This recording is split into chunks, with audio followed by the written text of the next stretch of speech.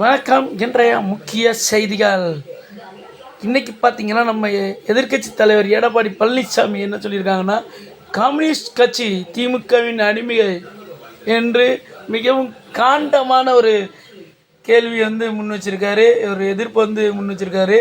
அடுத்து பார்த்தீங்கன்னா, அடுத்த செய்தி என்னென்னு பார்த்தீங்கன்னா, காவலர்களுக்கே பாதுகாப்பு இல்லை என்ற மிகப்பெரிய குற்றச்சாட்டை நயினார் நாகேந்திரன் பிஜேபி மாநில தலைவர், தமிழ்நாடு மாநில தலைவர் தெரிவிச்சிருக்காரு. ஏன்னா இப்போ ஒரு எஸ்ஐ தலை துண்டிக்கப்பட்டு கொல்லப்பட்டார்.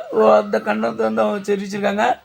அடுத்து பார்த்தீங்கன்னா, சசிகலா முன்னாள் அதிமுகவின் உறுப்பினர் சசிகலா என்ன சொல்லியிருக்காங்கன்னா, மின்கட்டண உயர்வால் சிறு குறு நிறுவனங்கள் முடக்கம் என்று நிறையா சிறு குறு தொழில் ரொம்ப பாதிக்கப்படுது, மின் கட்டணத்தை ரொம்ப உயர்த்திருக்கீங்க அப்படின்னு சொல்லி அவங்க ஒரு அறிக்கை அறிவிச்சிருக்காங்க.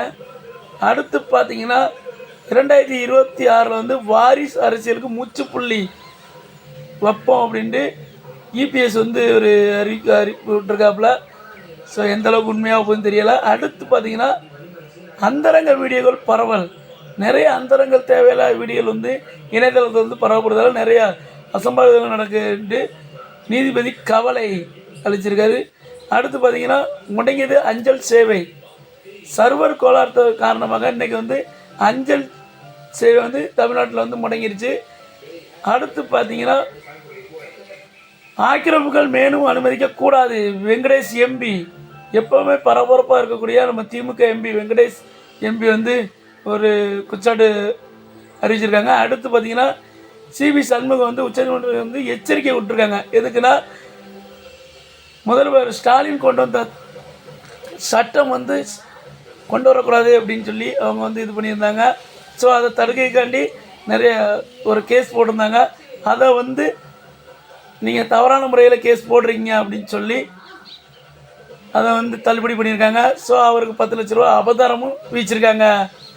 அடுத்து பார்த்திங்கன்னா, திமுக எம்பி, அதாவது நம்ம தமிழ்நாடு எம்பி செயின் பறித்தாங்க. அவரோட செயின் களவு போயிடுச்சு, சரிங்களா, டெல்லியில். அதை இப்போ கண்டுபிடிச்சி கொடுத்துருக்காங்க. செயின் திருட்டு போலவங்க பிடிச்சிட்டாங்க.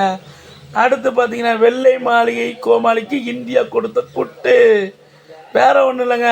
ரஷ்யாவிடம் இருந்து என்ன எதுவுமே வாங்கக்கூடாதுன்னு சொல்லியிருந்தாங்க. அப்போ நீங்கள் எதுக்குங்க அணுகுண்டுக்கு சம்மந்தமான பொருளாக நீங்கள் வாங்குறீங்கன்னு இந்தியா பயங்கர குட்டு விட்டுருக்காங்க.